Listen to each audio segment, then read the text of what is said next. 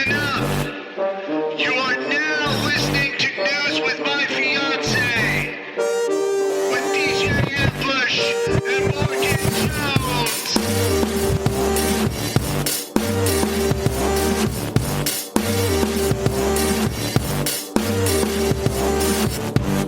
Hey, hey, hey. Good morning. Good morning. You just caught me. I was typing something. You know how last minute you have an idea and it's like, oh, I better get that down before I forget it. That was one of those moments where it's like, you're supposed to be talking right now. Whoopsie doodles. Good morning. You got it in. That's what counts. I did. Mm-hmm. It's in there now. That doc, you know? In the doc. In the doc. In the show doc. You know what I was thinking this morning? Talk to me. How much I miss Nebraska. I know. And so I'm just saying that out loud. You know, I hope everything is going well in Nebraska. I hope that mom is okay. Yes. And yeah, that's all. Not going to get too mushy, but. Not going to get too mushy. But I do. And not just because, you know, it's harder to do without Nebraska. Right. It's the energy. The energy. That they brought. They brought amazing energy. Yeah. For sure. So good morning, all of our fiancés. How are we today? What's going on, y'all? How's it hanging? Oh, got a text from Rudo already. Good morning, news fam. The rude dude. Rudo, how are you today? It's been a week. I know I say that every week, but it's been a week. Yeah, it has. I did get to see my parents yesterday, and that was cool. Wait, was that yesterday? That was the day before yesterday. It's all blurred together. It's all blurred. Yeah. It's all blurred. Yeah. Who's to say? Do any of your people ever just show up at your house? You know, no call. My dad's favorite thing to do is show up at my house and then tell me he called me when he absolutely didn't. Like, sir, I'm not the one who can't hear my phone or figure out how to answer it. Right. We're not doing this. Right. Yeah, I hope he doesn't listen to this. He'd be mad at me for saying he couldn't figure it out. One of his faves also used to be stopping by the house, dropping something off, and just pew. Oh yeah, leave it on the porch. Yeah, I'm like, hey, I was there. Excuse me, sir. Hey, kid. Well, I was in the neighborhood. I was in the neighborhood. I was there. Just dropped that off real quick. What? Yeah. I remember before they moved closer, when they moved far away, I always was like, man, I miss them. And then they moved closer, and I do miss them. Don't get me wrong. Of course. But he just started doing that. Like, oh, I just left that. Yeah, I'm on my way back up. And it was like, hey, we would have loved to have seen you. How come? Oh, well, I didn't have time. You didn't have time Dad, say you were at my house, though. You were on my patio. You didn't have time to say, hey, kid. You walked past my car. You knew I was here. You knew I was here. Why did you do this? Yeah. I think we're going to figure out some deep-seated issues I got going on right now. Instead of that, we can move forward. It's all coming back. I'm really looking forward to this morning's conversation. Well, we're doing things a little different today. Yeah. Yesterday was an interesting day. So we produced the show the day before. Yep. Trying to have, you know, the newest, the latest, the greatest. And sometimes it's just, you got to pivot. Yeah. And yesterday, there was a moment, a viral moment, if you will, of self-proclaimed anti-woke author, Bethany Mandel, on, what's the show? The Hill Rising. Yep, The Hill Rising. She was on there the day before. The clip goes viral yesterday. And the clip is, you know, she is unable. Well, she's asked what woke means. She's asked to define it because she keeps using the word and saying, you know, basically, our children are under attack. And when asked to define what woke means to So her, fun. It was she, so fun. can't, because it's just not the real boogeyman that they say it is. It's a nothing burger. It's Bringing it back. Is it? There's no there. There's no there. Where I, this was funny. It's funny to, have a moment of laughing out loud at folks that have spent their life, or at least part of their careers, doing the make-believe and getting people to believe, and not just believe the make-believe, but like be scared of the make-believe. Right. And that's where I went, Ambush. It is hard for me to continuously deal with taking certain things seriously. And I thought it would be a potentially educational, what are they, a teachable moment. A teachable moment. Because then I am a person that says read beyond that headline. Make sure that you read that article, and so I was like, let me see this whole interview. And boy, did it not disappoint. It changed everything, friends. It changed it all. This was just going to be like maybe we spend a little bit more time on it just to explain, not just where woke and cancel come from and how they were misappropriated, but also, how to spot the grift. And then I watched the whole thing and I was like, whoa, holy moly, donut shop. Whoa, Nelly. It's worse. And the reason it's important to see these whole things and not, just a clip is not just when people are like, what's the context? Did that person comply? Moreover, in this moment, does this person have any idea what they're talking about? What does the interview look like? That's what they don't want to talk about.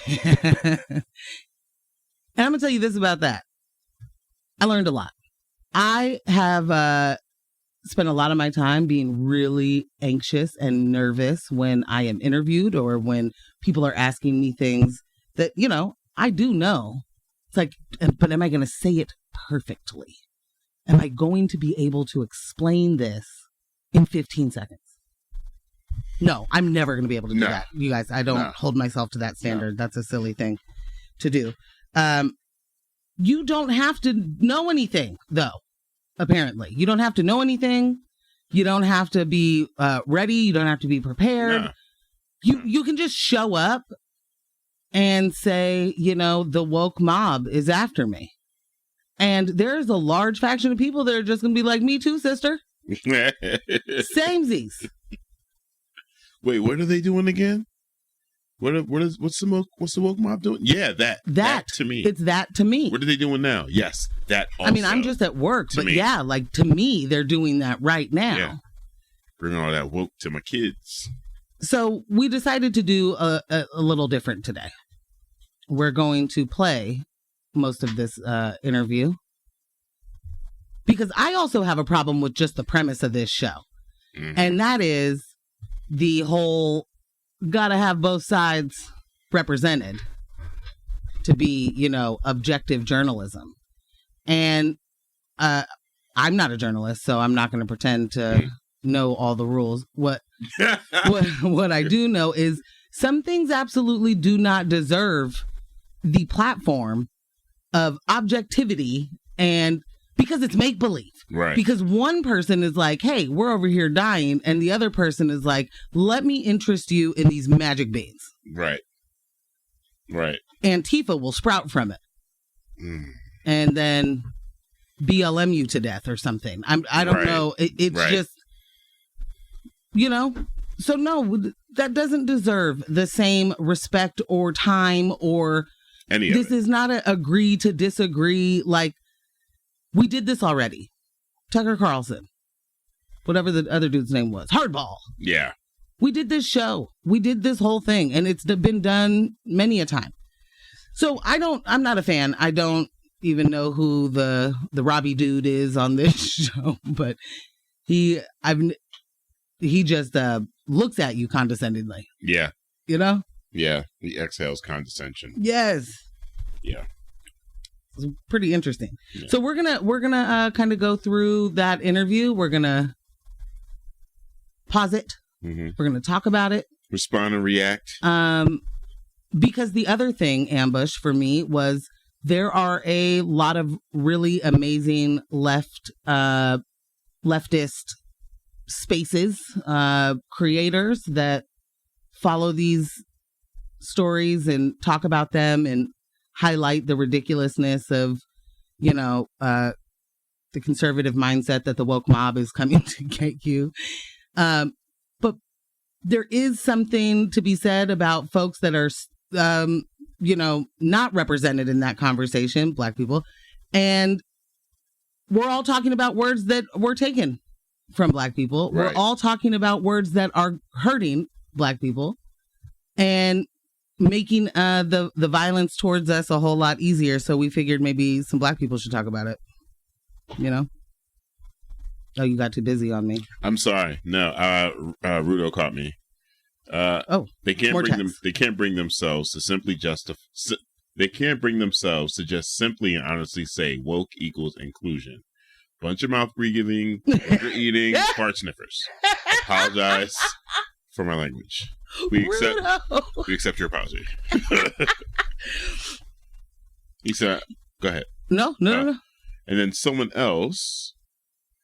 I'm disturbed at how much they're leaning into the woke scapegoating, naked nonsense, and hypocrisy. Yes. The mask is coming off, and behind it is fascism. Hello. That's exactly what it is. Yeah. That's exactly what it is. And in order to have all of that fascism behind that mask, you have to include a whole bunch of people, right, that are now the woke mob. They got to be a mob now. That same person also texted and said, when media and others focus on the gotcha, LOLs, and the unseriousness of their politics, they miss the point. The only logic they value is autocratic rule. Okay. You are nailing. Did you know what we were going to talk about today? I feel like you got the memo. And you watched this whole interview, didn't you? Friend, exactly that. Yeah. It's exactly that.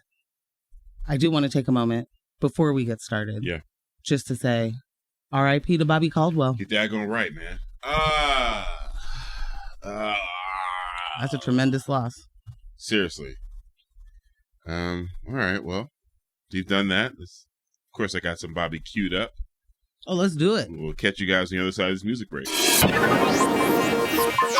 Welcome back to News with My Fiance with Morgan Jones and DJ Ambush. Be a part of the show. Shoot us a text at 971-220-5979. Man, you said 71? Oh, 71. Man. Not cool. Years bro. Young. Not cool. The closer I get to that 70 number, I'm like, man, that's a pretty young. Yeah. Spry chicken. You're daggone right. All right. So for anyone just joining us, you want to let them know what we're about to jump into? we're gonna do News with My Fiance a little differently today. We are going to play the audio from the Hill Rising interview with Bethany Mandel, a self-proclaimed anti-woke co-author of this book called Stolen Youth. All right. We pull some of this up. We'll be pausing. We'll be responding. We'll be giving context to things throughout. So, you won't just have to listen to this straight through, but it is important. So I hope that you are taking it in. Book, Stolen Youth, How Radicals Are Erasing Innocence. In their new book, Stolen Youth, How Radicals Are Erasing Innocence and Indoctrinating a Generation, authors Bethany Mandel and Carol Markowitz make the argument that progressives are waging a battle on the American family and indoctrinating youth in politics, education, medicine, mental health, and even entertainment. The authors say that this is no longer a healthy or happy environment for these children. Co-author of Stolen Youth, Bethany Mandel, joins us now to discuss. Welcome, Bethany. Hi, thank you for having me. So help us understand, what do you see as what's going on with the left or progressives' attack on youth today? Yeah, absolutely. So the crux of the argument of the book is that there is sort of a woke reimagining of our society, and it's happening in a lot of different ways in a lot of different areas of our lives. And there's been a lot of attention, justifiably, on corporations, in media, but there hasn't been a lot of focus, if any, on sort of the youngest generation. And so Carol and I wanted to talk a lot about, how this sort of interferes with childhood as it's happening in America right now. There's a lot of chatter about what's happening on college campuses, but not enough about children. So a lot of people right now are paying special attention to this supposed mental health crisis among young people, especially teenage girls, self-report, a lot of misery, frankly.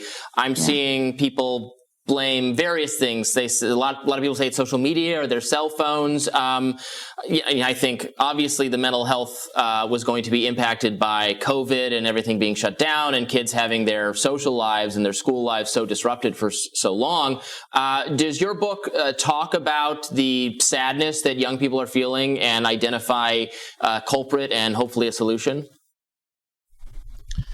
Yeah. Fake mental health issues versus real mental health issues. An interesting switch there, huh?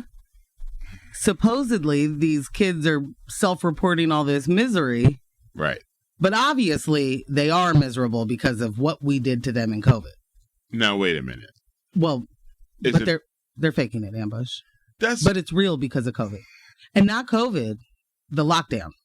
Right. Which, fiancés, anybody out there want to tell me just exactly how long that lockdown was? When we talked about it yesterday, I was like, I feel like it wasn't long enough. I don't think it was long enough, but everybody did differently, fared differently in that quarantine. Yeah, for sure. But the setup of that question is interesting. It's supposedly there's this issue with kids and their mental health. All we're focused on all of this stuff, and I don't even think that's real. But obviously, self-imposed, self-diagnosed misery. I mean, mostly in girls, And I wonder why the girls are willing to say that things are sucky. Because the boys aren't allowed to. Hello. Shout out to the patriarchy that hurts everybody. Right. Not just you, not just me. Right. All of us. So, this early in, before she even really gets to delve into her foolishness, just that setup of, please tell us about how children are faking mental health issues to get attention. While there are real mental health issues because of the pandemic. But these are the fake. But let's talk about. Do you address that in your book? And maybe tell us what happened and what to do? Did you? Yeah, yeah. Okay. I'm actually going to leave our mics open. Okay. Yeah. All right. It does. So, there isn't an easy answer. And I think that the reason why, especially young girls, are feeling as distraught as they are is multifaceted. And a lot of what you hit is behind their sort of ever-growing misery. But there's another sort of aspect that I think hasn't been talked about enough, and something that we hit on a lot in our book. And it's sort of this martyrdom complex that a lot of young people are encouraged to adopt. And so, you kind of gain points among your peers when you talk about your mental illness, about your victimhood. And so one of the examples that I heard from a very wealthy mother in Silicon Valley of, very, very upper class child, definitely in the top 5% of children in the world, honestly, as far as luck goes. And she said that she felt like she had to be a victim in some way in order to gain credibility among her peers. And so she sort of adopted mental health condition that she didn't necessarily have. And a lot of that was egged on by TikTok. There's been a lot of these kinds of things that have been written about. Sir? Yeah. Egged on by TikTok. Yes. Have you seen some of the trends that come out of social media? Dances, fashion, definitely music. Certainly some music, some comedy. Mm-hmm.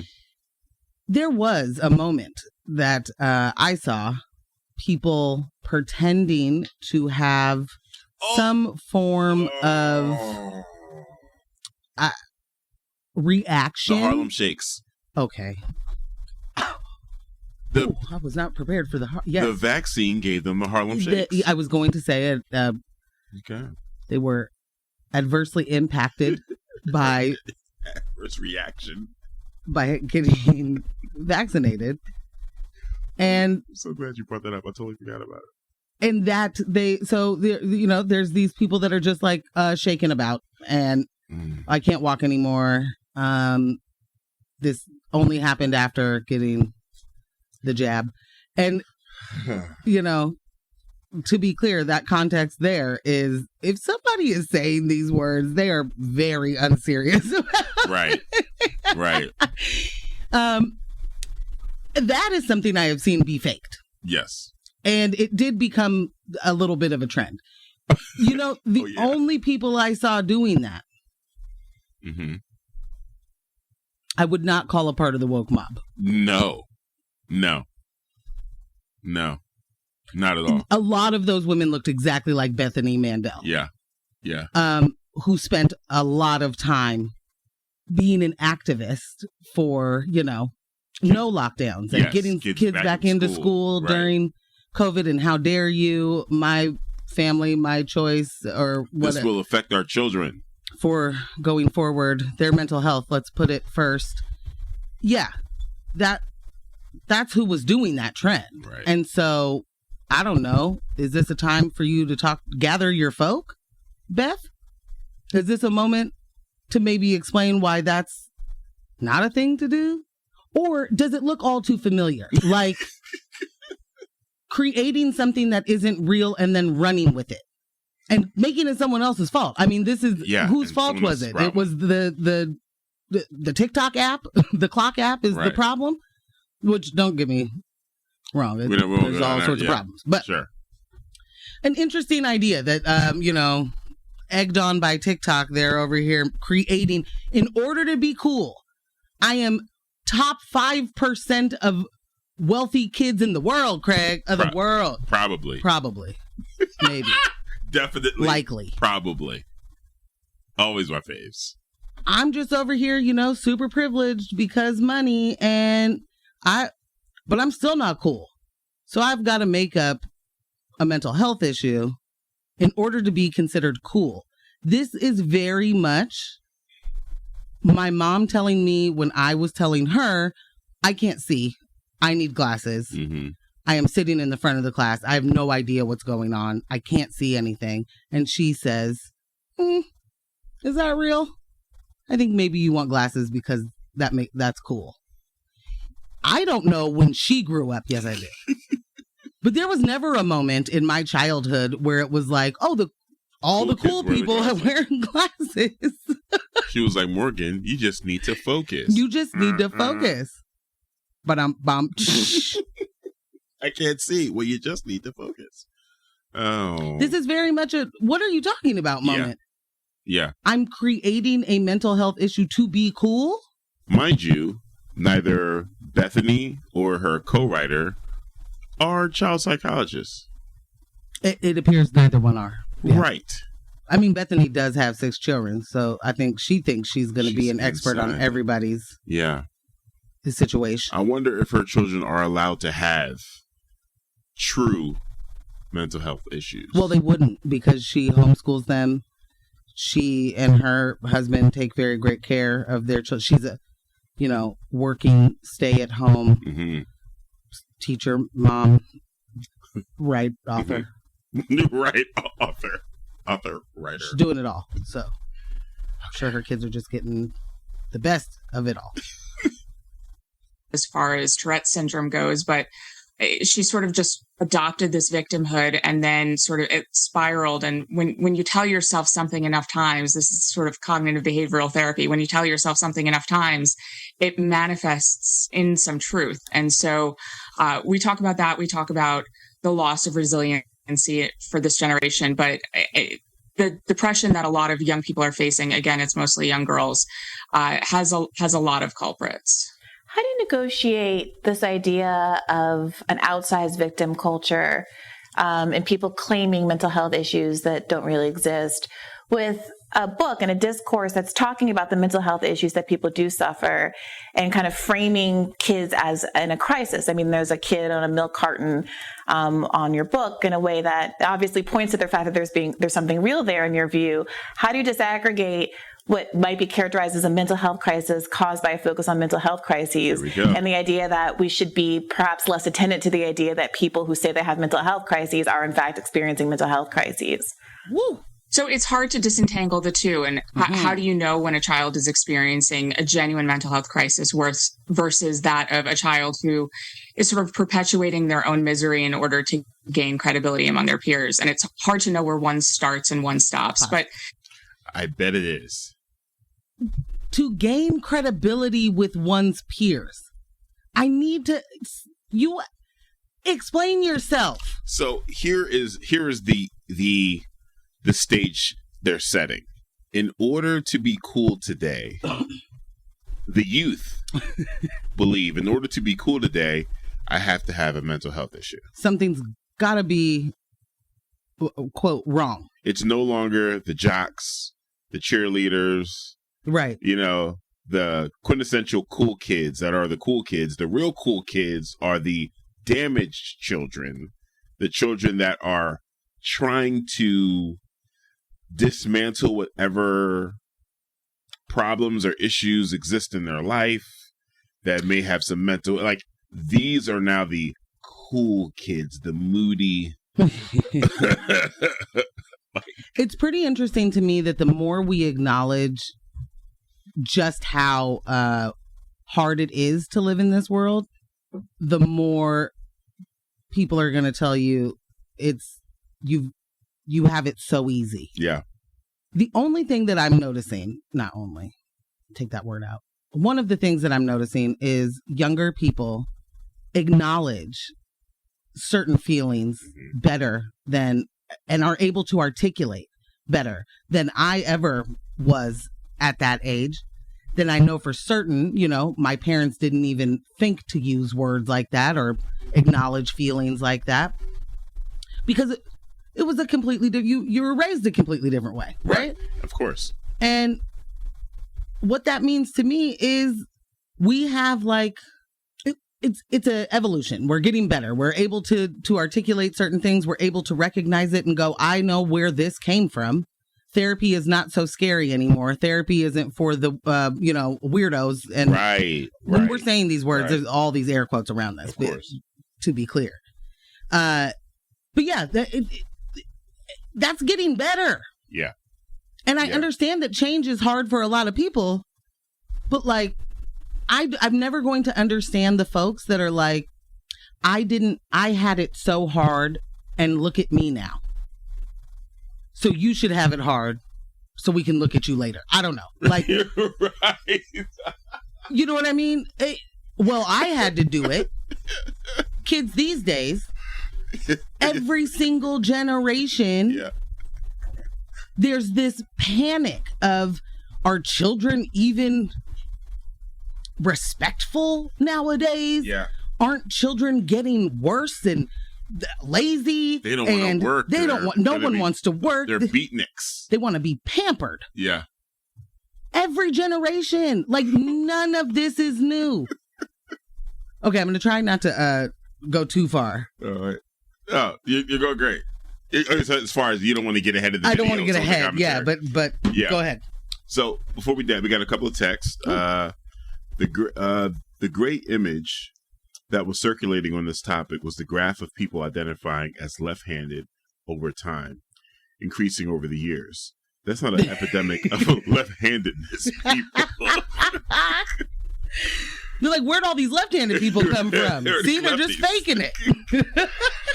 Pretending to have Tourette's for clout on TikTok is a problem with perverse incentives on social media. Not the youth think being abled and neurotypical isn't cool enough. Exactly that. So I didn't know that was a thing. The pretending to have Tourette's. That's what we were just talking about. On TikTok, they're doing that a lot. Yeah, I mean, and I'm sorry, not the shaking because of the vaccine, but yes, right. There's. I'm sorry, I thought I said it. And now looking at your face, I was like, I didn't say it out loud. Yes, there. I don't know. There's always going to be moments of the youth where you're like, well, that's a strange thing that you're doing now. That the kids ate Tide Pods at some point. You know what I mean? True. Like, this is not an issue of the youth exactly as the text says. The youth think being abled and neurotypical isn't cool enough. Right. That's not real. And Bethany, I don't know if she knows that or not. Because I struggle. I need to see more of her, I guess, to decide if this is something she has come to believe for real, or if this is just a full-blown grift. Yeah. Because, immediately my thought is this is a grift. The rest of what you find out about her, if you hadn't known about her, is like, wait a minute. Grifty McGrifter. Oh, wait a minute. Yeah. So yeah. I don't know. I don't know if she believes that or not, but for her to, with a straight face, tell us that she's written a book with someone because I'm telling you, these youth think that they need to be no longer neurotypical, right, or neurodivergent in order to be cool. Right. And that is simply because we are actually starting to address being neurodivergent in a way that makes more sense than treating people as throwaways, which is what this society continues to do. Right.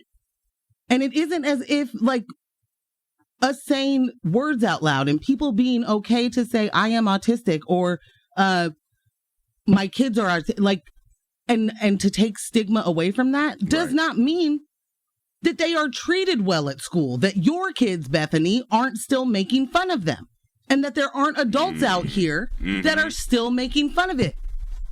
Yep.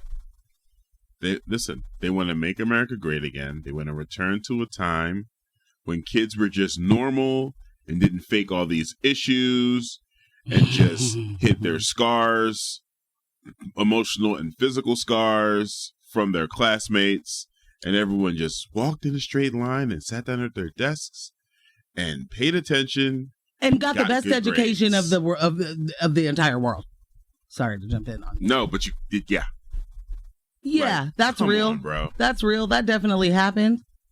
The revisionist history it takes to have any of these current takes today is like, where did you live? Where did you grow up? What was your life like?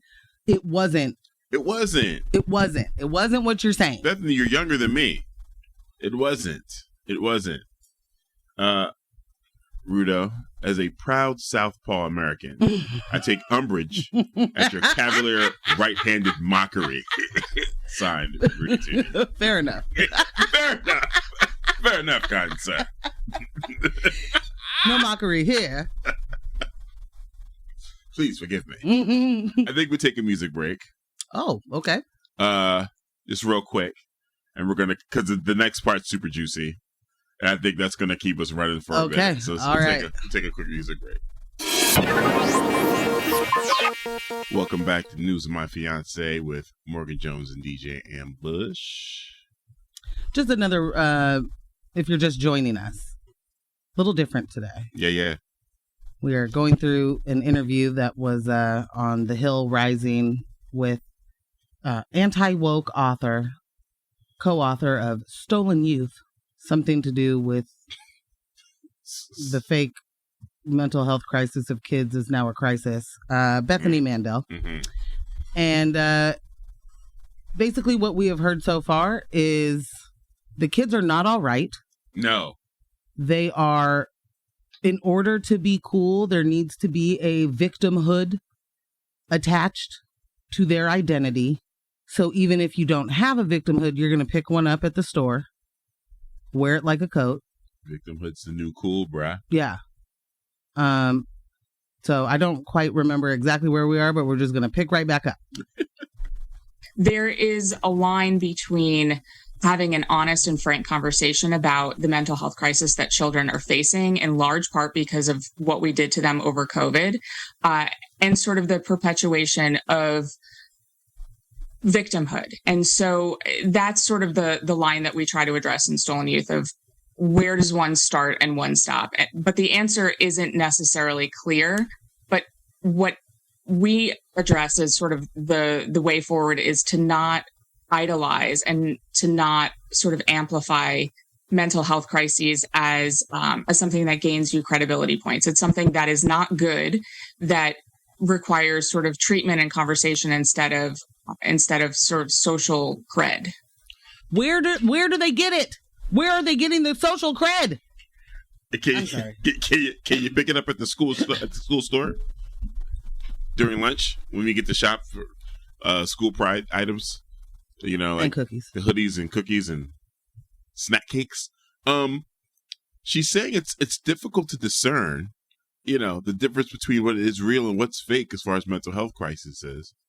And I believe, you know, for the vast majority of us that do not and have not spent any time studying, getting certified, and practicing anything that has to do with psychology or psychiatry, it would be difficult to parse. Yeah. But when the medical community speaks up, this sect often likes to react with, well, what do you really know? What do you know? You can't. Facts don't care about your feelings, friends. You know, that's one of the best examples of how they're able to flip it around on you. This is an entire, these people have written a book. Yeah. About their feelings, telling you that the facts don't care about your feelings. Right. But all of this is, I think, and I feel, and I kind of, and a probably, and a definitely likely, maybe thought about it, had a dream one day. It's completely, not to, overuse, but unserious. This is not real. No, it's not. To do the full-blown make-believe and then expect us to take this seriously. And I do want to get through this. I don't want to pause a bunch of times because I do want to get to the point of what is this for and what does it mean? Yeah. And what does something like this help? Yeah. Because it's not children. Right. Right? So, let's get back into that social cred with the victimhood. I got a lot of it, I guess. I don't know. Did you grow up with being able to throw your victimhood around and get some cred? Well, back then we didn't do things like that. So I don't think I don't. What? Yeah, I think that's definitely true. And it's a phenomenon that I have observed, that I've discussed with people in my life who are educators and mental health professionals. I definitely never deny the reality that there's a certain kind of cultural cachet that's emerged of kind of hierarchies of oppression, let's say. Yeah. But I've also seen a lot of people across the political spectrum express frustration with that. So I wonder if you could get into how you see this as a war of the left against the right, because framing it that way, when I think this is a broad concern that a lot of folks have a problem with, does kind of also recreate this kind of victim paradigm where you have people saying we're being under attack by the left instead of kind of coming together and trying to resolve what I think is a broadly understood phenomenon. And so in this circumstance, there's a lot of things that are sort of a right-left, take your time, right versus left conversation, but this is not one of them. And I agree with you. I think that there are a lot of people for whom this argument resonates, and it's not just right-left issue. We hope that, parents of all political stripes will pick up the book. This is sort of a woke reimagining that is very, very, very far left. Only 7% of Americans consider themselves very liberal. and probably fewer of them consider themselves to be woke. And so, when we talk about traditional, because it's about to go down. Okay, friends. Did you hear this? Mm-hmm. Only 7% of Americans believe themselves to be liberal, and probably even fewer believe themselves to be woke. What are you talking about? This sent me on quite the upset yesterday. The moment of, and I don't know, maybe I'm silly in this, but I have never understood why so many people cite polls as if there is a poll that actually asks everybody. They can't even get everyone included on a census, and they are literally walking to doors. They are going into the middle of the, mountains to find folks. Yeah. And you are using some poll probably from, a right-wing think tank. Yep. Which, who do you think is getting that poll? Why does that small group of people in, wherever you were able to get them represent all of America? Much like the Dilbert dude saying all of Black people feel this way.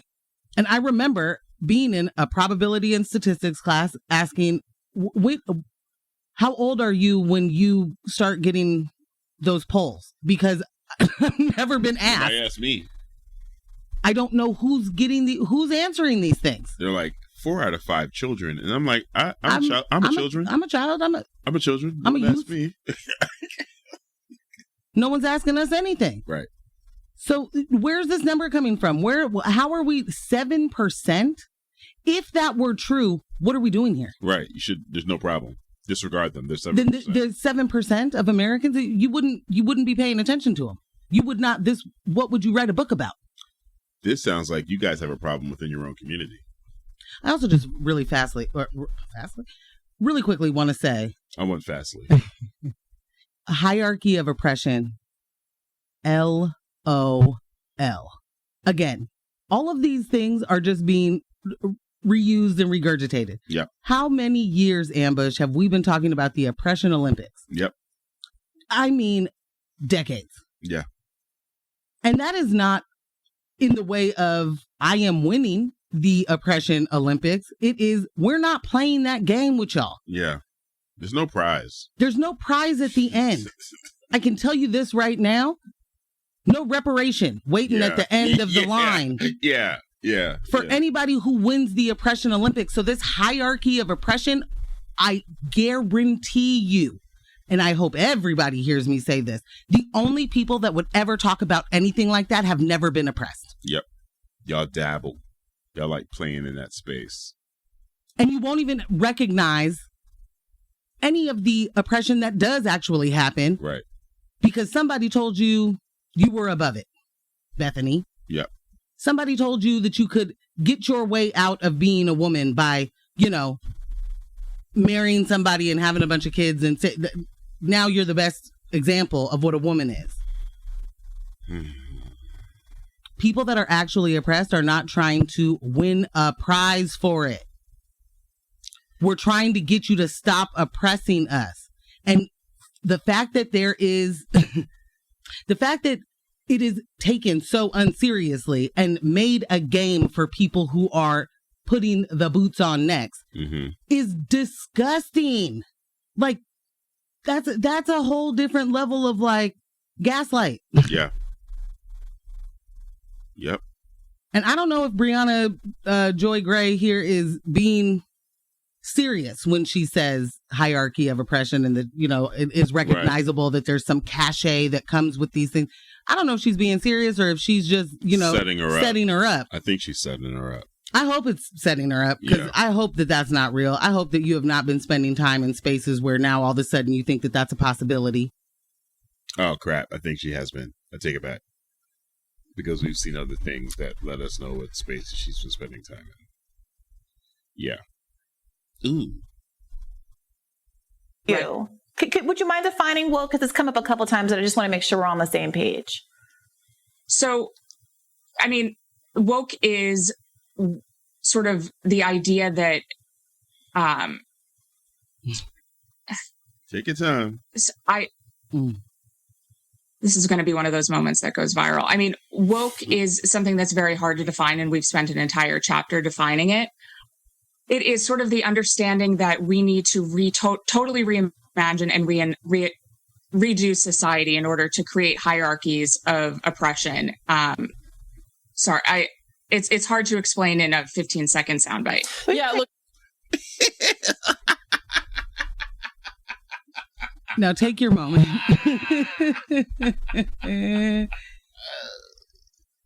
Because she did her best impression of a scat, you know? She got her Al Jarreau. She got her Al Jarreau on. She was like, sweet little dee dee dee da ba da ba da ba da. This is gonna go viral. Yo, friends, fiancés, it's too hard to define something in 15 seconds that I have devoted an entire chapter to, but I'm not going to be able to talk about it. Maybe I should have had my co-author here or something, because I can't speak to it.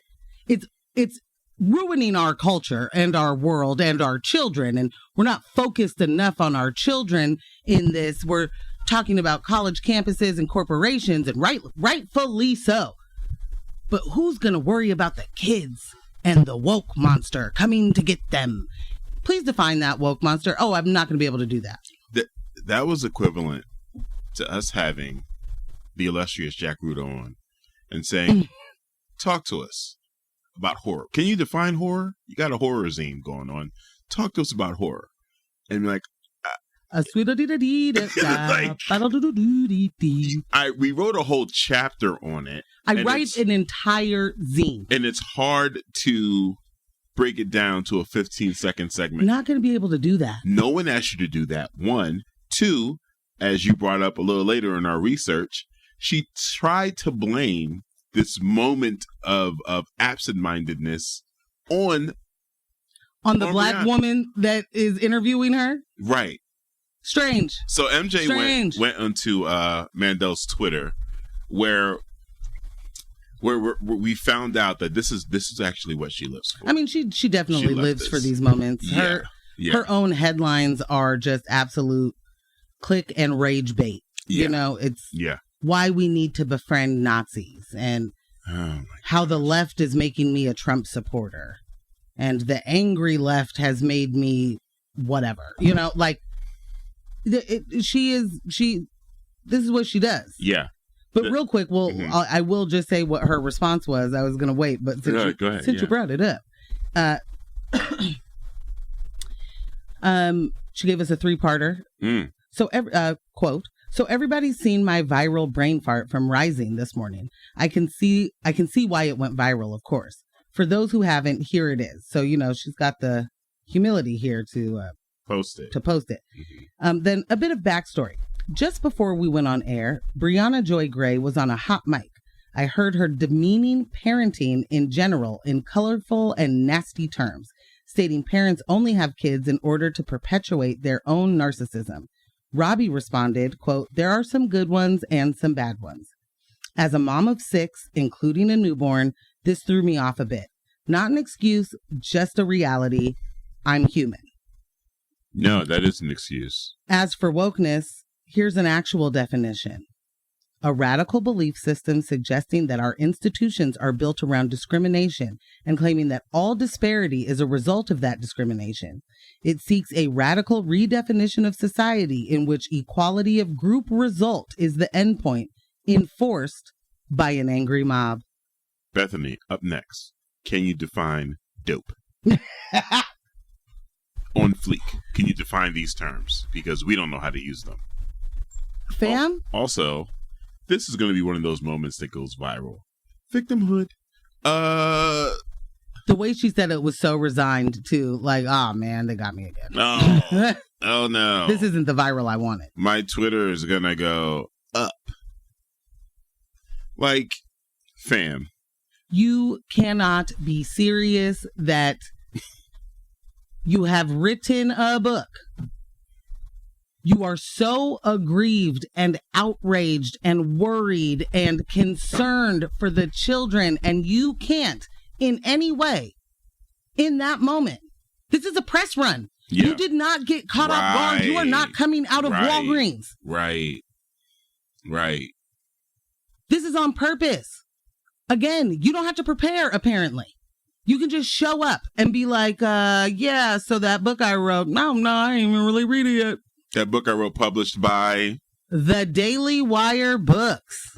Am I yelling? No, you're not. Because that was one of the moments of enlightenment I got yesterday, which I feel like, I should be mad at myself for not knowing that in 2021, Ben Shapiro's Daily Wire created a book publishing portion in order to publish his and Candace's and Matt Walsh's and some one of the cops that was involved in the Breonna Taylor shooting. He has a book? Why wouldn't he? Oh my goodness. If you are associated with the Daily Wire in this way, we know what you mean by woke. Yeah. And it doesn't mean any of the things that she's talking about right now. It has absolutely nothing to do with mental illness or mental health or, kids pretending to be victims of things. It's not what woke means to her. No. But I do find it interesting that we could tell her until everybody's blue in the face what woke means. Right. Like we used to tell people why we were kneeling. Yeah. We can do that. Mm-hmm. And they're still going to say, no, that's not what you mean by that. What you mean is you want equality of group result enforced by an angry mob? Understand what that I mean, all of this was to get that last line off. The angry mob. All of that. Yeah. This whole thing is to give you the picture of angry black people coming to get you. Or their new favorite. And this is pretty hilarious. And the Dilbert dude really went hard in the paint on this too. It's the liberal whites. Yes. Who are really ruining everything. Yes. These self-hating whites. Yeah. Why are you so concerned about those blacks? He legit was like, no one black had anything to say about what I said. They had no problems with me. Sure. He also said, and that's why he has identified as black previously. No, I'm not going to make eye contact with you. Well, you should, because he said it. He wrote it down. He put it in a tweet. He sent it out. I think I heard you say something that you couldn't have said. No, I definitely said it. He said, it's always white people that have an issue with the things that I say. The black people didn't have an issue with it. And that is why I have spent many years identifying as black. As the black sheep? The same people who tell you don't pay attention to identity politics are the people that created identity politics and use it every single day. Play in your face. Oh my God. What do you mean?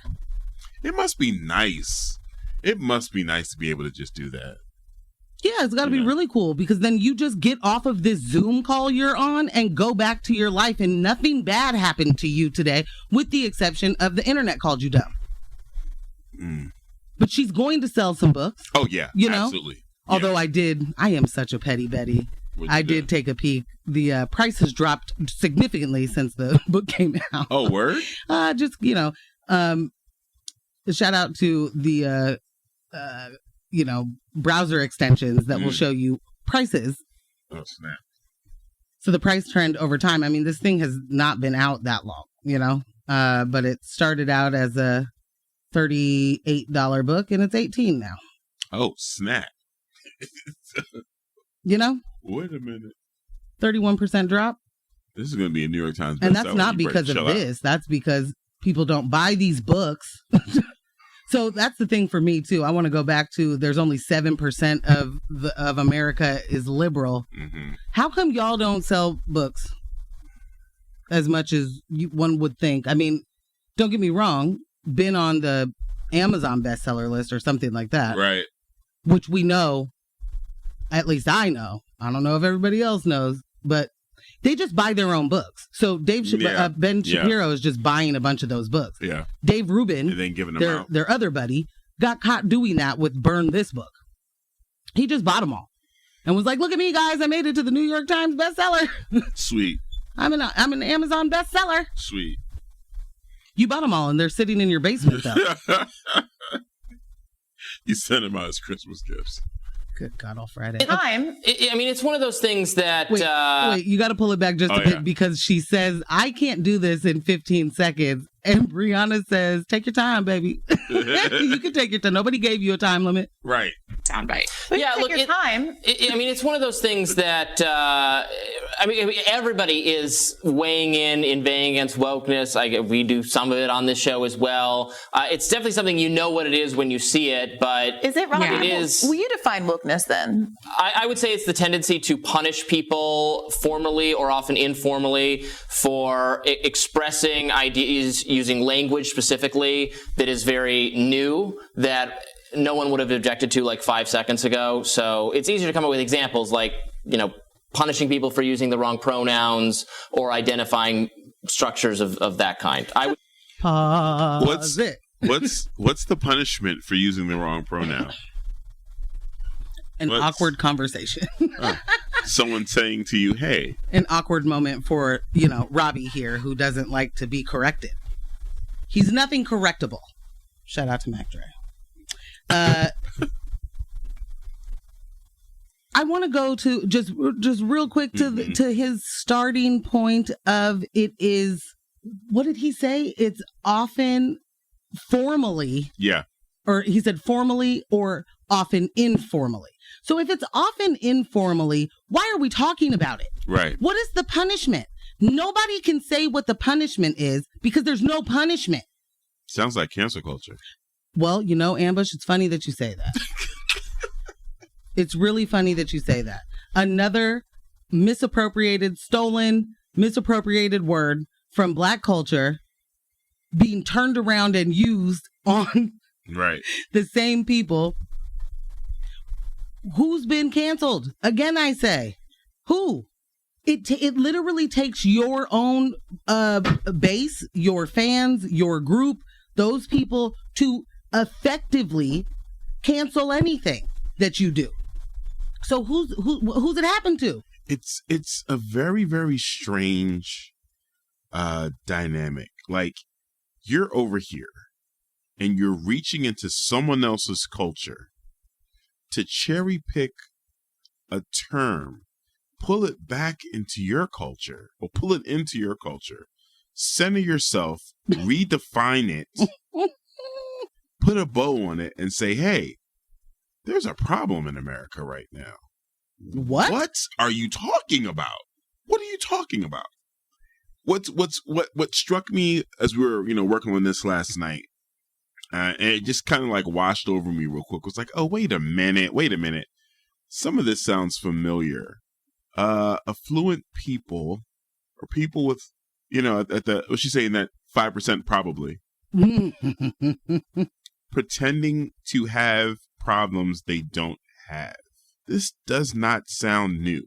This actually sounds very familiar. Yeah.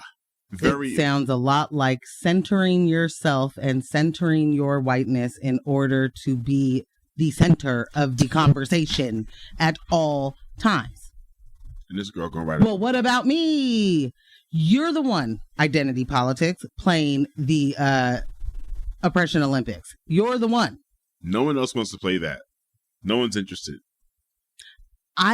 It is infuriating for somebody to say that they are being woke means you're gonna be punished with no citation of what the punishment is. Right. With no talk about what that means. Accountability is what they mean. Being told you just hurt somebody or you did it wrong.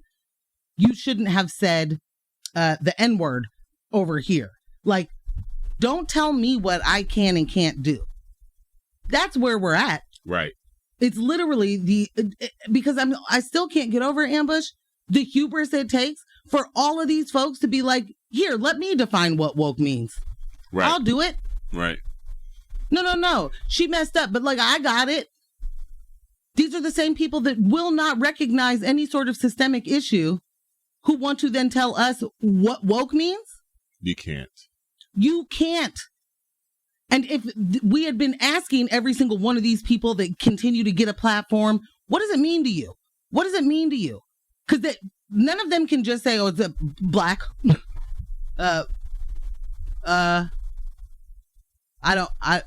Immigrants. Right. LGBT. Like when they start like adding on alphabet letters and doing all of that and thinking that that's funny, like know that they are using every single person that is not black for cover. Yeah. In order to enact continued anti-blackness systemically that they refuse to say exists. And that's not to say that it's not affecting everybody. It's affecting all of us. Yep. It affects every marginalized community. But the root and the point is to continue white supremacy. And it doesn't matter if there are white people that get mowed over in that. No, not at all. It never has mattered. Yeah. There has never been a moment where it's like, well, we can't do that because there's some of our own might Timmy lives over there too. Nah. If Timmy don't get out of his house, then his house catches on fire too, just along with that other person. Yeah, he's with them. Last text that just came in. It's the power of projection. Woo. Bang, bang. Bruh. It's the system and a lot of doing forced actual conformity as well. Let's take that example. Bethany, you're talking about small children. So is the argument in your book that a 5-year-old is coming home from school, not using someone's pronouns and getting castigated by their teachers or family for not being sufficiently woke? Or is there some other kind of phenomenon that you're pointing to more specifically that's affecting young kids in your book? So with the example of a 5-year-old, one example that one of my friends just posited on Twitter, her 5-year-old came home and said, I like girls. And so that means different things to different people. For an adult and sort of what the adults were sort of telling that child and what they understood they were sort of framing for that child was that it's okay to be gay or straight and more of a sexuality question. Whereas for children, it's more, I like girls and I like boys. And the way that this is sort of targeting children comes up a lot in children's literature and children's movies. And so there's a lot of sort of hypersexualization of the content that's being fed to children that isn't necessarily age appropriate. And I would argue probably 95% of parents would argue that they don't want their children at a drag queen story hour or reading a book about sort of... I would argue 95. Probably. I would argue 95% of parents would probably not want their kids to go to a drag show. Guess what? They wouldn't go then. Also, you put yourself... How would your 5-year-old get to the drag show? Right. You put yourself in a very unique space when you say, I would argue that. Because that would lead me to believe that you have something substantial to back up what you're saying. You would argue it. But you would argue probably. Because it's a feeling, Ambush. I don't need facts. I do want to say that last text that we got, the power of projection. Will you give us your name? Yeah. So that we can address you correctly. Yeah. Also, killing it. I think again, you watched this. You were with us last night in the pre-production. You know exactly what's going on. It's for your text to come through and say it's the power of projection and go right into this where you have an example of I like girl, a 5-year-old girl saying I like girls, a teacher saying okay, or maybe we didn't get to that point yet, but she has sexualized it. Right. Hypersexualized. She hypersexualized it, power of projection, and then was like, we got to stop doing this to our kids. Who's doing it to the kids? And what is the hypersexualization that's happening today that hasn't always happened? Yo. Like when we see, all of the Disney movies where, every single mom is a baddie. Right. Every mom in a Pixar film is a baddie. Got a wagon. Like, who's that for? Come on. This is not a thing. Right. When it's a heterosexual couple, no big deal. So it's fine. Never heard of a problem. Anything outside of that, we are hypersexualizing our kids. Wait. What do you? I mean, it's literally representation of somebody else's life is just a step too far. Abhorrent. And she's going to get to that. Yeah. Because, like, I don't know about you guys, but a single parent household is just, I mean, I guess they exist, but should they? One book was How Mamas Love Their Babies, and it was about how sex workers are wonderful parents. I'm sorry, I'm being Sam Cedar right now. That moment, and maybe you can just take it back just 20 seconds or something. What she's asked about is a very specific thing. Are kids coming home and saying, I used the wrong pronoun and I'm in trouble now? And she's about to tell us about a book that's about what? A book? What did she just say? My mommy's. Yeah. My two mommies or something. What? Did that answer? Did that give you any idea of what that 5-year-old that she supposedly is her friend's kid that pulling a real big Joe Rogan over here? Yeah. Woke, or is there some other kind of phenomenon that you're pointing to more specifically that's affecting young kids in your book? So with the example of a 5-year-old, one example that one of my friends just posited on Twitter, her 5-year-old came home and said, I like girls. And so that means different things to different people. For an adult, and sort of what the adults were sort of telling that child and what they understood they were sort of framing for that child was that it's okay to be gay or straight, and more of a sexuality question. Whereas for children, it's more, I like girls and I like boys. And the way that this is sort of targeting children it comes up a lot in children's literature and children's movies. And so there's a lot of sort of hypersexualization of the content that's being fed to children that isn't necessarily age appropriate. And I would argue probably 95% of parents would argue that they don't want their children at a drag queen story hour or reading a book about sort of one book was How Mamas Love Their Babies, and it was about how sex workers are wonderful parents and sort of tries to foster acceptance for all different, jobs or professions. But for children, that's not an appropriate message to hear, that there are women who are dancing for money and that's how they that's how they support their families. And so this is sort of the forced conformity that a lot of people on the left, sort of on the woke side, are sort of forcing on parents and children to say, this is acceptable content. And if you do not think that this is acceptable content, you are therefore a bigot. So Bethany, I saw that tweet that you mentioned. It was someone who said, I was recently at my friend's son's 8th birthday party. I was chatting with one of the moms, and she said that her 5-year-old daughter came home from school and said she likes girls, and that her teacher said that's okay. So the response seems to have been that's okay, without more editorializing about whether it's sexual or not. Although you quote tweeted it saying, talking about sexuality with young children weird again, make that weird again. Yeah. And without more, it does seem like that's just that's fine and let it go. And we'll see if she grows up and is actually lesbian, or she just likes hanging out with her friend Crystal. So what would you prefer a parent do? What do we think is the appropriate course of action there to tell a kid it's not okay to like girls? No. So the rest of that tweet said, the mother was complaining that this is kind of constant messaging that's happening at the school. And this is something that a lot of parents are feeling very frustrated about, that it feels like a death from 1,000 cuts. It's just constant messaging about sexuality. There are children for whom they have 2 moms and 2 dads, single parent households led by mothers, single parent households led by fathers.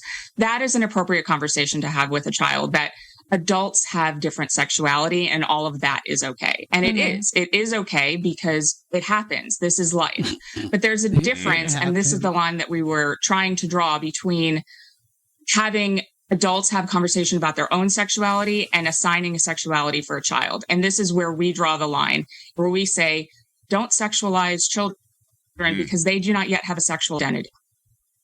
Yeah, just in this example, it doesn't seem, from that person's tweet thread, it doesn't seem like there was especially more. And I think that that's part of the concern. I would agree that there's a lot of messaging in school that I, as a leftist, don't agree with, that I find to be quite conservative. But I think there's an interesting question to be had about what role it is for parents in their home to offer correctives and whether or not we're actually advocating in school for people to be told, no, it actually isn't okay when these kinds of issues arise, because to your point, some people, the world is what it is, and people are gay, and people do have gay parents in schools, and people do have single parents in schools, and all those kinds of things. But I really appreciate your generosity in talking about this tough subject with us today. Thank you so much. We'll have more Rising for you right after this. That was pretty masterful way to close that out. Get off my show. Get off my show. Get off my show with your foolishness. I mean, I gotta say, I would not be able to do this because I would have lost my vocabulary at some point, because this is make-believe. Yeah. And you are creating, like, you're doing fan fiction and telling me that I have to take you seriously because there's a crisis happening, when there are so many real crises going on right this second that we are going to absolutely not pay attention to. Right. We're absolutely going to tell you that those don't even exist. You know what I mean? Like, they're not real. They don't exist. And so I just want to really quick, because we're going to run out of time. What is the point of this? What's the point of when conservatives do this? And it is to expand what bigotry is socially acceptable. It's to move the needle, right? And we talk about shifting the Overton window in other ways. Yeah. This is to move people towards the right. Like, you got to find a compromise. There is no difference between what they're using for woke. It was politically correct. It was the race card. Right. These are things that have been used against marginalized people. Affirmative action. Mm-hmm. The biggest benefactors of affirmative action are white women. And you will have white women, Bethany, tell you affirmative action is a bad thing. Right. Where's the merit? I don't know, Bethany. We don't live in a meritocracy. I'd love to know where the merit is. I'd love to know where it belongs. Where do we pay attention to that? Right. Instead, we do this, and we talk about things that absolutely do not matter, are not real, so that now we talk about that sexualization of children, which isn't happening, but there are, in that regard, but there are children being stolen right this second. Yeah. And put into human trafficking. That Bethany ain't worried about that. No, not at all. Not at all. Bethany's not trying to make sure that those kids get out. She doesn't care about the percentage of, it's like 1% of women get out of human trafficking. Right. They want to fake identify grooming in places that it's not happening. That don't exist. And ignore all the actual grooming that is just a part of society. These are the same people that are enacting book bans, right? Right. While telling you that the woke people are banning your books, which isn't real. It isn't real. Right. But they're saying it out loud. And then some bank is giving them money to be able to create a publishing company. Good grief. In order to publish a bunch of indoctrinating books. And then they get to put those books out, put them in wherever, all the libraries, and then get on TV and tell you that the woke left the far left is trying to indoctrinate your children. Right. The same people telling you need to do a Pledge of Allegiance and read the Bible at school. It's so interesting. The part that I was saying was so interesting is, again, like, it's the exact same playbook. I'm going to slide this note under your door that says, fire, hurry up, get out of the building. And then open the door and be like, hey, look at what we got going on here. Why aren't you reacting to this fire? We need to get out of this building. There's nothing here. There's nothing going on. I don't see fire. I don't smell smoke. We have an alarm. Right. We have an alarm system here. The alarm didn't go off. There's no sprinkler going off. Where's the? Well, listen. You can't trust them to tell you when. I'm telling you, there's a fire. Okay. Cool. We did get some clarification who's been texting us. Are you ready? Yes. It's Michelle, the inaugural member of your cult from way back. LOL. Always loved being on the same page as you two. She's really out here playing the greatest hits. Yes. Everyone not straight is inherently adult and sexual predatory. Sexual and predatory. Yes. Sexual and predatory. It's heartbreaking they succeed with this rhetoric. Yeah. Michelle, hey boo, Michelle. how you doing? And yes, exactly that. It's heartbreaking. It's infuriating. It's hard to it's hard to see for me. It's hard to see other people take it seriously. Yeah. And I know that this is not how News with My Fiance normally goes. I hope that this was okay for everybody. It was really important to us. Yeah. To again, pay attention to who these people are. We're just going to keep saying that part. This is Bethany Mandel is what's it called? An editor or something. She helps with this line of books called Heroes of Liberty. Oh, goodness. And pay attention when white people idolize the black people that uphold white supremacy. I mean, if you are ever looking for a clue. Yeah. Every single white person that tells you what a great man Clarence Thomas is. Oh, okay. Yeah. Not opening that book. Again, indoctrination, though, because these are small little books for kids to read and, find out who's the real patriots. It's indoctrination. It's terrible. Wretched. What? It's wretched. It is wretched. Yeah. So I'm sorry, I lost my train of thought in the moment, but I appreciate the flexibility to do our show the way we want to do our show. Yeah. Just keep asking these questions to yourself. Who is sexualizing these children? Yeah. Yep. What are you seeing from that woke left? That we didn't define woke. I do just want to say, woke meant stay aware, be alert for black people, and it still does for us. Be alert. Be alert. Be alert. Know what's out there. There are systemic issues that are plaguing. Don't sleep on it. That's it. That's what it meant. Yeah. That's what it means. That's what it means. Be aware. Know more. Get your own. Continue to gain knowledge. Get your own slang. Get your own vernacular. Dead. To describe the fake things that you want. For real. Yeah. And then let's be clear. Cancel culture, literally canceled, came from black people saying, oh, that's canceled. We off that. Which literally means we off that. I'm not doing that anymore. That's it. I'm not doing that anymore. Personal. Not everybody better join me. Right. Not this is a boycott. Right. Not we're going to get you fired. Learn about it.